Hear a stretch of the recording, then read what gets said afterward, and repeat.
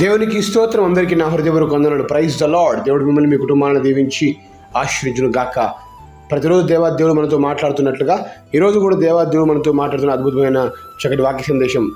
జకర్యా గ్రంథము 10వ అధ్యాయము 8వ వచన భాగము. నేను వారిని విమోచించుచున్నాను గనుక వారిని ఈల వేసి పిలిచి సమకూర్చెదను, మునుపు విస్తరించినట్లు వారు విస్తరించుదురు. దేవునికి సమస్తం కలుగును గాక. ఈ గొప్ప వాగ్దానము నా జీవితంలో మనందరి జీవితంలో కూడా నెరవేర్చబడును గాక. ఆమేన్.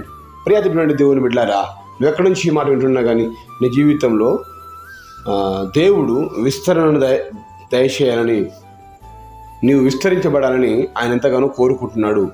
నేను నిన్ను విమోచించున్నాను అనే మాట తెలియపరుస్తున్నాడు.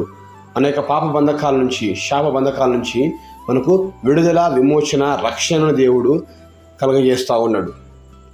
ఇదిగో, నీవు ఎంత సమస్యలో ఉన్నా కానీ, ఎంత పెద్ద బాధలో ఉన్నా కానీ, మనుషుడిని విడిచిపెట్టినా కానీ దేవుడు మాత్రం విడిచిపెట్టేవాడు కాదు. దేవుడిని పిలుస్తాడు.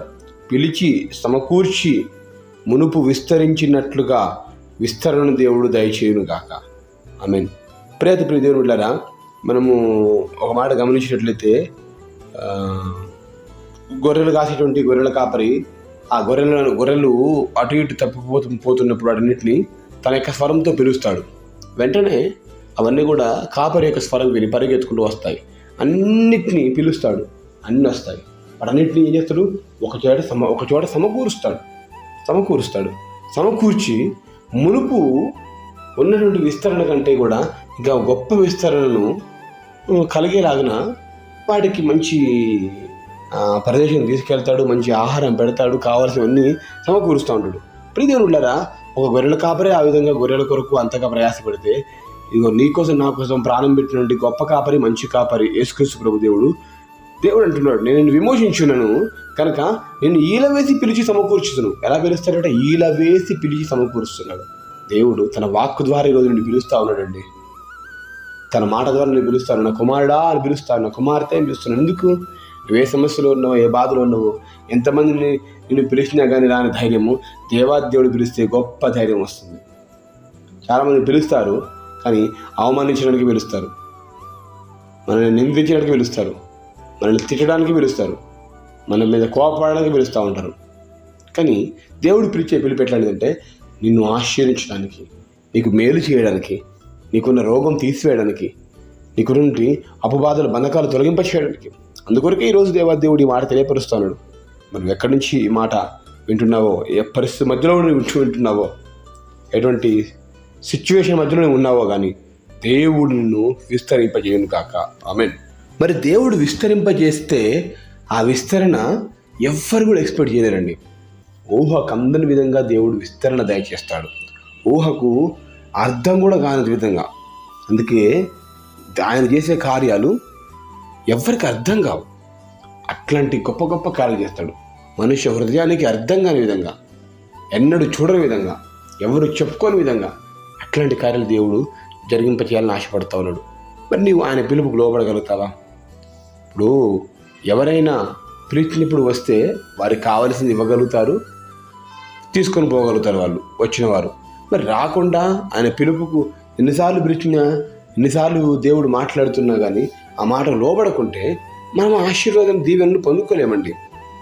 ఈరోజు నిజంగా మనందరి కొరకు ప్రాణం పెట్టినటువంటి గొప్ప కాపరి యేసుక్రీస్తు ప్రభు దేవుడు నేను పిలుస్తూ ఉన్నాడండి. ఎందుకొరకు పిలుస్తున్నాడు? నీ రోగంతో ఉన్నవా, నీ రోగం తీసివేయాలని, అప్పులో ఉన్నవా, నీ అప్పులు తీసివేయాలని పిలుస్తూ ఉన్నాడు. నీవు ఎవరికి చెప్పుకున్న బాధ వేయంతో కురించిపోయి ఏడుస్తూ కన్నీటితో ఉన్నవా, దేవుడిని పిలుస్తూ ఉన్నాడు. గర్భఫలం లేక బాధపడుతున్నావా, దేవుడిని పిలుస్తూ ఉన్నాడు. ఉద్యోగం లేక బాధపడుతున్నావా, దేవుడిని పిలుస్తూ ఉన్నాడు. శాలరీ ఇంక్రిమెంట్ కావాలని బాధపడుతూ ఎదురు చూస్తున్నావా, దేవుడిని పిలుస్తూ ఉన్నాడు. ఏ విషయంలో నువ్వు కావాలని ఎదురు చూస్తున్నావో ఆ యొక్క విషయాన్ని బట్టి నా దేవుడిని పిలిచి కావలసిన ఆశీర్వాదాలను, మేలును దయచేయబోతున్నాడు. కనుక ఇంత గొప్ప ధైర్యపరిచే మాటలు దేవుడిని తెలియపరుస్తుండగా ఇక బాధపడకుండా ధైర్యంగా, సంతోషంగా ముందు సాగడం, తద్వారా దేవుడు కలిగేటువంటి విస్తరణను, ఆశీర్వాదాన్ని మనము, మన కుటుంబము, మన యొక్క జీవితంలో అనుభవించదము గాక, అది పొందుకుందాము గాక. ఆమేన్. ఈ మాట వాగ్దానం అయినట్లయితే నాతోటి కళ్ళు మూసుకొని ప్రార్థన చేసుకుందాం. ప్రార్థన. మహాగరుడ, పరిశుద్ధుడ, ప్రేమ గల తండ్రి, వందనాలు, స్తోత్రం చేసిన తండ్రి, అద్భుతమైనటువంటి వచన భాగాన్ని మీరు మా ముందుంచారు. ఇలా వేసి నన్ను పిలిచి సమకూర్చి మునుపు విస్తరించిన దానికంటే బహు విస్తరణను దయచేస్తానని గొప్ప మాట ఇచ్చావు కదా ప్రభా తండ్రి. ఈరోజు ప్రభా తండ్రి మా జీవితాలు ప్రభా ఎట్లా ఉన్నాను ప్రభా తండ్రి. అయ్యా నువ్వు మనుషులైతే హేళన చేస్తారు, నువ్వు హేళన చేసే దేవుడు కాదు కదా ప్రభా తండ్రి. మమ్మల్ని పిలుస్తూ ఉన్నావు, మమ్మల్ని ఏర్పరచుకున్నావు, మమ్మల్ని అందరినీ సమకూరుస్తున్నావు ప్రభా. రావాల్సిన దీవెన ఆశీర్వాదాలు దయచేస్తున్నావు ప్రభా తండ్రి. వందనాలు చేస్తున్నా ప్రభా. కృపల నుంచి కాపాడు సహాయం దయచేయమని మహిమ ఘనత ప్రభావం అందుకుని మమ్మల్ని తగ్గించుకుంటూ మీ నామని ఇచ్చిస్తూ ఈ వాగ్దానం మా జీవితం నెరవేర్చి కాపాడమని కృతజ్ఞతలతో అడిగి పొందుకుంటున్నాం తండ్రి. ఆమేన్.